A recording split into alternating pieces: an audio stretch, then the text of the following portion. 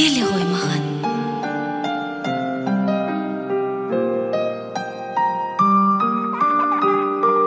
Светажан өзім техникумда болғанымда балама қарап отырған. Люба тәте жиі көмек қолын созады. Өзі жақсы дәрігер. Сашаға аңшы. Балаға жігіт болуды үйретеді. Бұл әжеміз. Босанып алдым. Жұбайым жоқ. Қиын қыстау заман. Баладан бас тарту өтінішін жазбақшы болдым. Меңгерушінің кабинетіне барсам, барлығы сонда отыр екен. Светажанды да ертіп әкеліпті. Отбасылық бейнеміз осындай. Бауыр етімізді тастамаймыз, деді әжем. Адам өмірінде отбасының орнын еш нәрсе толтыра алмайды. Бірге болыңыздар.